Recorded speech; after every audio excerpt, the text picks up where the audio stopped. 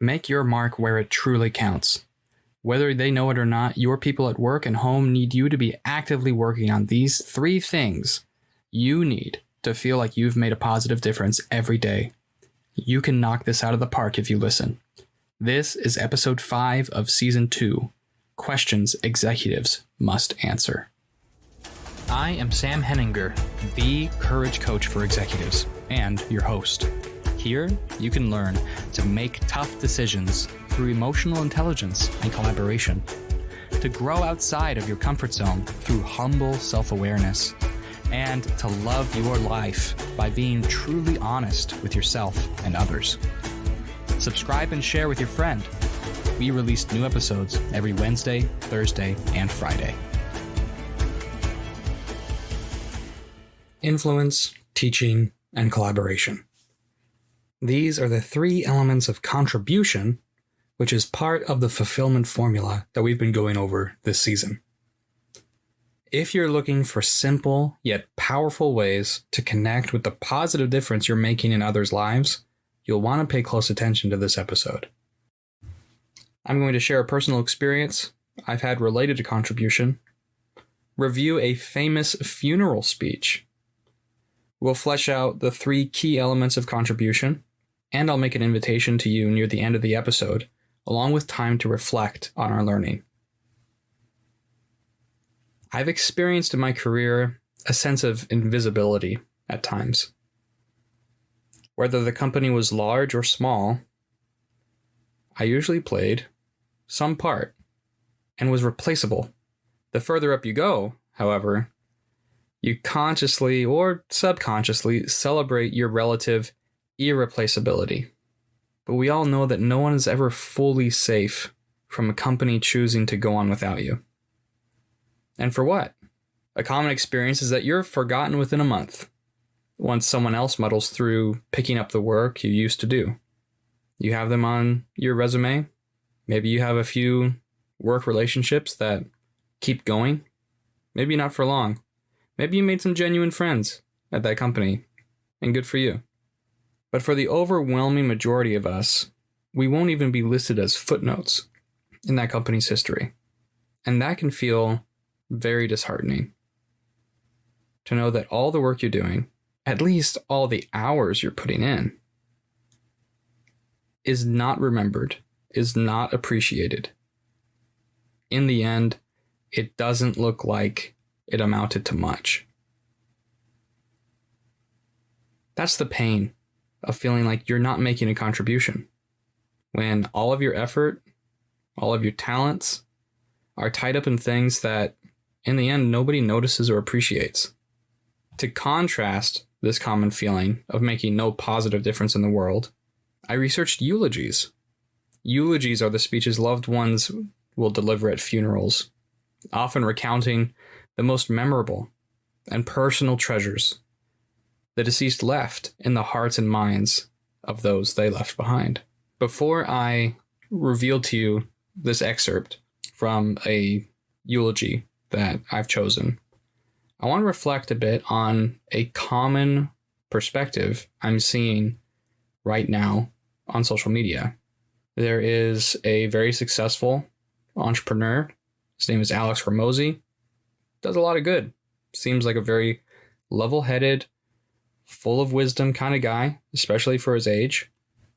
He's done a lot. He built a handful of companies, and now he manages a portfolio of companies, taking them from mid 7 figures to even higher. His usual take on what it means to make an impact, to make a difference in the world, is because no one will remember you in 100 years, don't worry about it. Just go do what you were going to do. Don't worry about what others think of you, because in the end, none of it matters. And I can see that as useful just to get out of the rut that many people find themselves in, where they are too concerned with what others will think of them, when in reality, you are usually the one thinking the most about yourself. The tail end of it, though, the sentiment is rooted in this disregard for contribution. And not to speak too personally about Alex, but he doesn't have kids. And I would bet he would refine that perspective if he had that responsibility to the next generation in such a literal way as through fatherhood. You don't necessarily need to be a parent to feel a responsibility towards the next generation. And contribution is not even exclusively about one generation to the other. Contribution can be defined quite broadly. I am taking the perspective that everything you do does matter. But if you think it matters because you feel the need, the compulsion to have people acknowledge you, to have people remember you, then that is rooted in a weakness that we can make strong, that we can flip into something more mature and resilient. Everything you do does matter. Everything you do does affect those around you. So let's make the most out of it. And let's do it in a way that contributes not only to them, but to our own sense of fulfillment. Not to be self-serving, but to acknowledge this is a vital part of our personal well-being. I wish to read to you the final paragraphs of Henry Lee of Virginia's eulogy oration delivered to Congress for none other than our nation's first president and founding father, George Washington. Quote, "First in war, first in peace, and first in the hearts of his countrymen, he was second to none in the humble and endearing scenes of private life. Pious, just, humane, temperate, and sincere, uniform, dignified, and commanding. His example was as edifying to all around him as were the effects of that example lasting. To his equals he was condescending." And let us note here that the common usage at that time, 1800, condescending was meant to convey a sense of kindness, humility, being well-bred. Continuing, "To his inferiors kind, and to the dear object of his affections exemplarily tender. Correct throughout, vice shuddered in his presence, and virtue always felt his fostering hand. The purity of his private character gave effulgence to his public virtues. His last scene comported to the whole tenor of his life, although in extreme pain, not a sigh, not a groan escaped him. And with undisturbed serenity he closed his well-spent life. Such was the man America has lost. Such was the man for whom our nation mourns. Methinks I see his august image, and hear, falling from his venerable lips, these deep-sinking words. Cease, sons of America, lamenting our separation. Go on, and confirm by your wisdom the fruits of our joint counsels, joint efforts, and common dangers. Reverence religion. Diffuse knowledge throughout your land. Patronize the arts and sciences. Let liberty and order be inseparable companions. Control party spirit, the bane of free government. Observe good faith to and cultivate peace with all nations.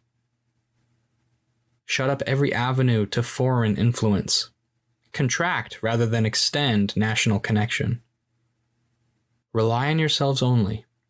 Be American in thought and deed. Thus will you give immortality to that union, which was the constant object of my terrestrial labors. Thus will you preserve undisturbed to the latest posterity the felicity of a people to me most dear. And thus will you supply, if my happiness is now aught to you, the only vacancy in the round of pure bliss high heaven bestows. Close quote. I was born and raised in Northern Virginia. The colonial and revolutionary period of what now is the United States of America holds a close place to my heart. It's not very popular these days to speak fondly of the Founding Fathers, but I am astounded at the words those who knew him best spoke of him once he was gone. You might say that funerals are the place to speak as kindly and warmly as we can about the deceased. It would be disrespectful not to. And that very well may be. Often, however, these are the times where people connect through speaking their hearts about how they truly knew this person. Unfortunately, as is common today in media and perhaps your own personal experience, funerals can be depicted as a time to air grievances, to complain, to revisit trauma, when instead it would be so much more valuable and positive to focus on what went right, what this person did well, their strengths, the positive difference they made. This excerpt from Henry Lee's funeral speech for George Washington is an example of a remarkable man being held in high regard, being acknowledged for the contributions he made. Please go ahead and fill in the gaps, bring in the common perspective of critiquing those you never knew. Let's paint the full picture, sure. But if you've ever read those words, if you've ever heard those words spoken, I'll eat my hat because I had never heard this. Sure, it's poetic. Sure, it's given at a special time and place. But when we're talking about contribution, these special occasions exist. These special times to speak the best we can about those who matter to us most. This is a very obvious scenario in which our contribution is made known, where we are acknowledged for the positive differences that we made in others' lives. I had my grandfather tell me once, there comes a point in your life where you stop attending so many weddings and baby showers and start attending more funerals. We're all on a conveyor belt of life. Every day, every year, it clicks a little closer to the end. And going back to Alex Hormozy, to support, to steel man his perspective, life is short in a lot of ways. And when it's done, it's done. So make the most of it that you can. And that's what we're going to talk about. Whether or not you want to be revered as deeply and profoundly as George Washington, or you're simply content to have those who loved you best speak well of you, to carry on the wisdom you taught them. And this is what we're talking about in the scope of a person's entire life. We can narrow this down even more. Think about your job. Think about this week. What's going on? Who are you working with? What's your succession plan? There are ends to chapters well before the end of your life. And you get to write it. You get to tell that story. How do you want to contribute? There must be a truer way to get to fulfillment in one's work. We've discussed purpose and relationships in previous episodes. Go check those out if you haven't, because we are reading this now as sequential to this fulfillment formula. First comes purpose, then you add relationships, Then we narrow it. We target the best work for us to do through contribution. Let's add that. Let's go deep now. Let me first ask, is contribution all about recognition and remembrance? Is it about having that nice eulogy? Let's add some more context as we progress toward these 3 simple things you can act on each day to build not only your own sense of fulfillment, but everyone else's.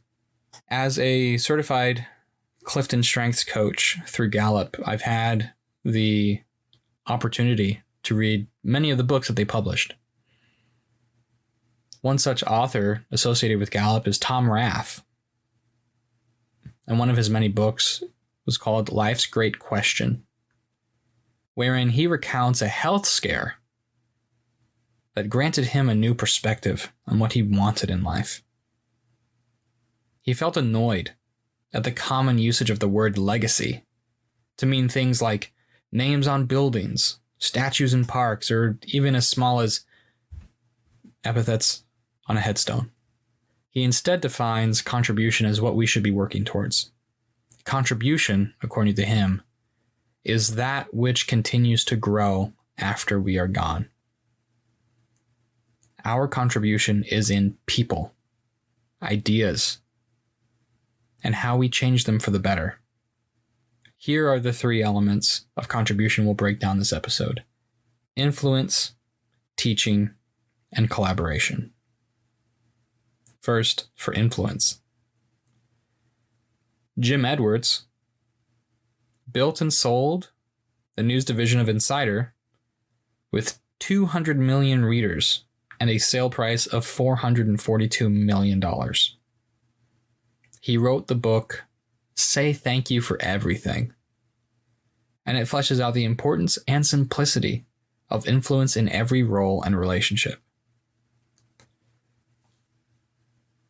For the sake of this conversation, the ideas that are nested within influence are many. When I think of influence, the first thing that comes to my mind is the idea of informal or soft power. The ability to persuade. And not coerce, but to gently lead others to the most optimal, the most beneficial solution. A strong leader knows how to influence. Unfortunately, during my MBA studies, I read, as part of a sales course, the massively popular book Influence by Robert Cialdini. I didn't like the book. I didn't like the book one bit. While I do have an interest in behavioral psychology, the tone in which the information was communicated seemed to me like he was treating people like robots. It was too mechanistic. It was too rationalized. If you want B, do A. Simple as that. People are just robots operating on instinct. There does exist that layer. You can influence behavior on a instinctual level. But that doesn't capture all that influence is. There's so much more to it. And those of you who have read this book more recently than I have may rightfully correct me or disagree with the experience I had. I simply bring it up to say there are a lot of people who misunderstand what influence is. They see it as this game of how to get people to do what you want. It's not that you can't view the world that way, because surely you can gamify certain aspects of your life to great effect, and you can do it ethically. I do think you can thread that needle. But I see this extreme end of it where you are entirely Machiavellian, just trying to get the most you can for the least, to exercise soft power, to enjoy all the benefits of power without any of the responsibilities of power. These are the things we want to avoid, that we want to carve out and put away from the definition that we'll work with here. Influence, to me, is summed up in that phrase of Jim Edwards' book, Say Thank You for Everything. Because in it, you see humanity. There is politeness. Maybe you could narrow it down to something that you might feel is trite. But let's breathe life into this idea. Say thank you for everything. Gratitude. Recognition. Because if you want that for yourself, the best way to do it is to give it to others. We each have our own preferred way of being acknowledged. Some people don't really like being put on the spot. Some people prefer to be publicly acknowledged for the contributions they make. But the idea of say thank you for everything, I am riffing off the idea. There are lots of really great nuggets found in this book that I'm reading through that we can go into greater depth in a different season. But I pulled this up as a simple way to communicate the idea. If there's something you want, get in the habit of giving it to others. Teaching. Mentorship is an important relationship within this concept of teaching as a source of contribution. Do not limit yourself, however. When paired with influence, we can see past our own perspective and meet people where they are in their journey while maintaining healthy standards. I think so many in mid to late career, you're just dying to find not only your place, but your contribution. There comes a point in your career, in your life, where the hard lesson to learn is in recognizing that it's your time not simply to step aside, but to really pour yourself into raising up the next generation, getting them ready, doing what you can to prepare them for what they'll need to be able to do when they assume that higher role. That's mentorship.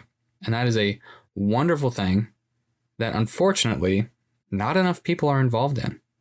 There are many great potential mentees out there that just don't know how to connect, don't know how to present themselves, don't know how to present an opportunity the way that would resonate with a potential mentor. So consider the responsibility you might have as a potential mentor or as a current one, how to teach those who come to you for wisdom, for experience, for opportunity. Set them up for success for when they're not going to you, for when they go to someone else. Teaching is about sharing all you know.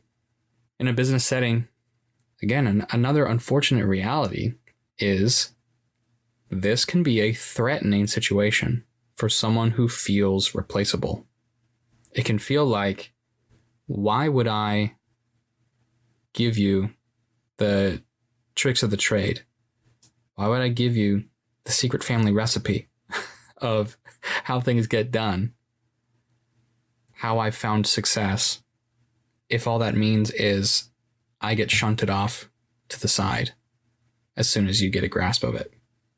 This comes back to the reality of a human life.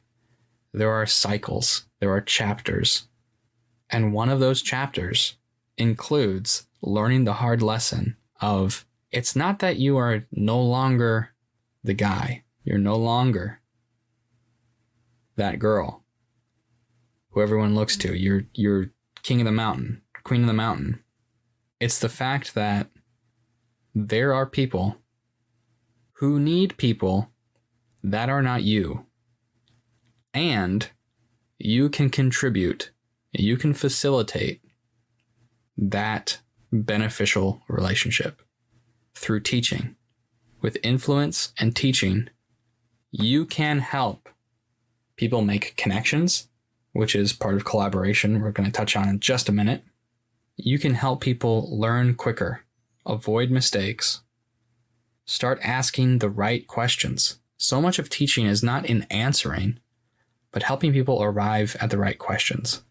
When you see someone learning, when you see someone making progress on their own, after having learned from you, that brings such a sense of fulfillment. It is as clear as day that someone took your advice and got a good result. But it's not even really about you being the one to give the advice. You are just happy they are making progress. That's fulfillment. The more you can do that, the more often with more people, this is what builds influence. This is what gives you more opportunities to learn, to be a better teacher. But all this adds up to a personal sense of well-being that, as I have just alluded to, it can result in a sense of an inflated ego, where if you set yourself up as that sage on the mountain, it can be easy to think, they're coming to me because of me. The great paradox of all this in pursuing contribution is that the truest, most fulfilling contribution comes hand in hand with no longer desiring or feeling a compulsion to be remembered. You already know. You already know what carries on without your direct input. And that's good enough. You don't need people necessarily giving you all this recognition. Although, if you lead by example and are saying thank you, you are expressing gratitude frequently, genuinely, and for things that maybe some people think are too small to express gratitude for. The more you do that, the more people will naturally do the same for you. But again, this great paradox is the closer you get to it, the more you realize I don't need it. The greater contribution you have, now you can be moved to tears. You can be touched. To be seen. To be acknowledged by the people who you truly made a difference in their life. In a positive, long-lasting way. There are those moments. But also, day to day, week to week, you're still you. You're just going about your life. Teaching is all about getting yourself out there, getting outside of yourself, giving people the information they need for their personal success, and not simply to tell people why you're successful. Teaching, influence, these things also hold within it empathy, active listening. These are the things that connect you with others and that truly make you a good mentor or just a good friend, a good colleague. Because while your role in any given relationship might be different, it's easy to talk about mentor-mentee relationships. But peer-to-peer or a family member to family member, someone outside of your work setting entirely, right? There's all different layers to these relationships, and you can teach in every single one of them. You can teach in a way that contributes to your sense of contribution.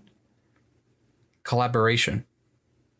Though we most often associate collaboration with voluntary cooperation toward a greater good, there's always conflict. Sometimes war. King Kamehameha united the Hawaiian Islands. Augustus Caesar turned the Roman Republic into the Roman Empire.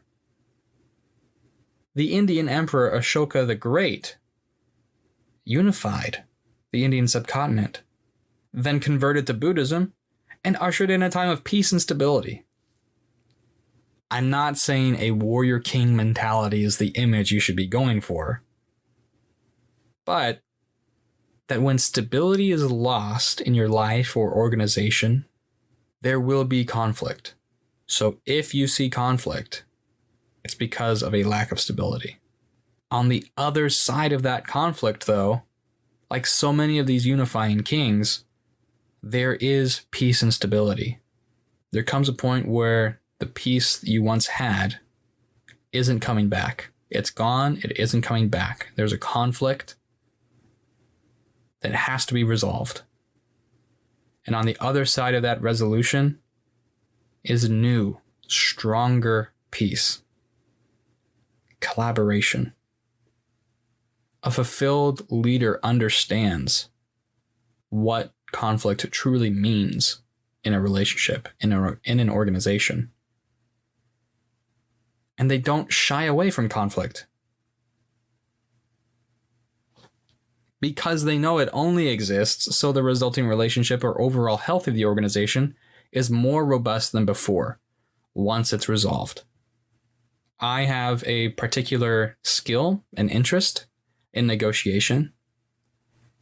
And unlike all of the short form videos I see of shows like Billions or Suits, these like high finance dramas, which I don't actually watch any of these, but they make things seem so dramatic, so high stakes and heated, just veins popping out, shouting at each other when it comes to negotiation, intimidation, and playing just these terrible games to win at all costs. I hate that. I hate that that's how negotiation is often portrayed. There obviously is a place for this more combative style of negotiation. There are situations where it is zero sum. But as a leader, I operate 95% of the time under the assumption that this can be made a win-win situation. My whole objective for this conversation is to find areas of agreement and then areas where this would be of benefit to me, it doesn't cost you much to give it, and this would be of benefit to you, it doesn't cost me much to give it. How we can maximize benefit to each party. The whole game of negotiation, the whole game of leadership is turning adversarial interactions into collaborative ones. Think of all the sports movies out there about just this. Remember the Titans. Adversarial relationships turn into a collaborative relationship on the high school football team. And look what it got them. Lots of wins. Changed the town's attitude. And even when it didn't, it still changed the hearts and minds of those who mattered most, which is those boys who were playing football together. When I think of collaboration in a business setting, again, it can be so easy to get caught up in one's own sense of self-importance.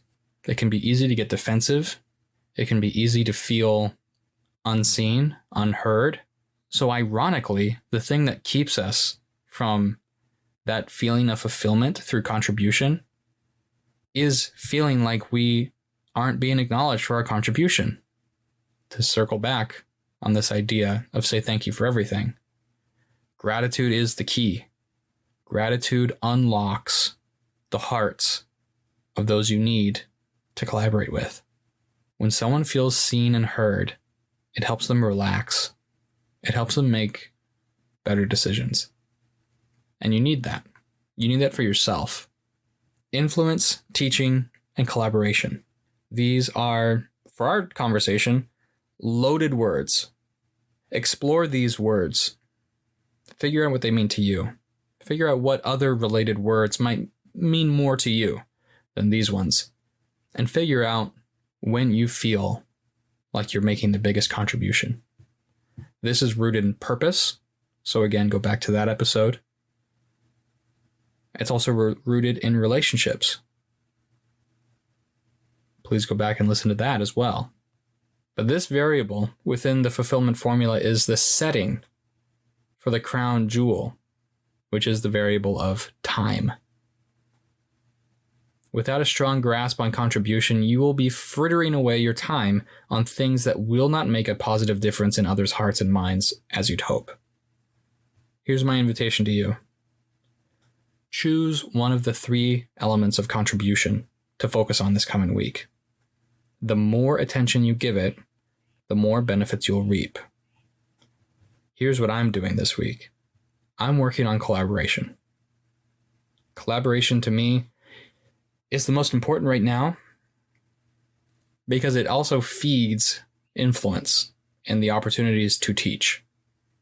I am acting on this opportunity now in creating this episode to teach, to share, to build influence with you. But collaboration comes when people put their differences aside, put their defensiveness aside, and approach with openness new ways of doing things. A great way that business leaders can contribute to not just their business, but the people, maybe even the industry, is through innovation. Innovation comes from asking better questions. Asking better questions comes from getting different perspectives, and that requires different people. You need as many people as you can that don't think like you do. Now, there has to be that common purpose. There has to be a core set of values, a culture that you can agree is worth preserving, worth living out individually, as teams, as an organization. That it's more than just a poster on the wall, but it's in each person's heart. When you have that, then collaboration can be so much more focused. Instead of it being driven by conflict and disagreement, it's a unifying experience. So choose one of the 3 elements of contribution to focus on this coming week, whether it be influence, teaching, or collaboration. Additionally, reach out to me as an accountability partner to discuss your progress on this. And last episode's invitation for the 5 elements of meaningful relationships.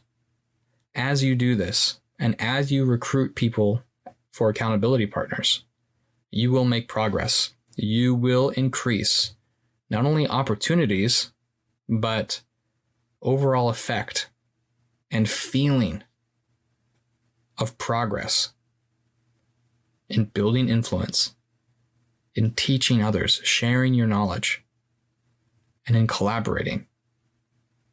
Connect with me on Facebook and LinkedIn. I want to hear your feedback and questions so I can answer them in future episodes. This episode went deep into the fulfillment formula, which includes purpose, relationships, contribution, and time. Next episode, we are pulling it all together about perhaps the single most important lever that you can pull to create the most fulfilling life, not just for you, but for everyone around you. And that's time. Please, accept my invitation. Try it out. Be better. Remember, it starts with you. I recommend you check out season 1 of the podcast, where Miranda and I break down our personal core values and show you how to both help and get help from those closest to you in living your life with greater purpose. If you know you want to work closely with me, that season will give you a strong understanding of how I could be of service to you and your organization. I am Sam Henniger, the Courage Coach for Executives. Studies have shown that your brain's ability to successfully convert new information into knowledge that sticks with you can be multiplied 10 to 20 times when a session of learning is concluded with reflection. If you're able, please join me for a few minutes of personal integration. I will close my eyes, inhale through my nose, and exhale through my mouth. I'm thinking of the impressions I received during this episode, connecting new ideas to facts and experiences I already have. and then allowing myself to focus back to the present moment. I'm grateful to have spent this time with you. The music will play us out. Thank you for joining in the journey.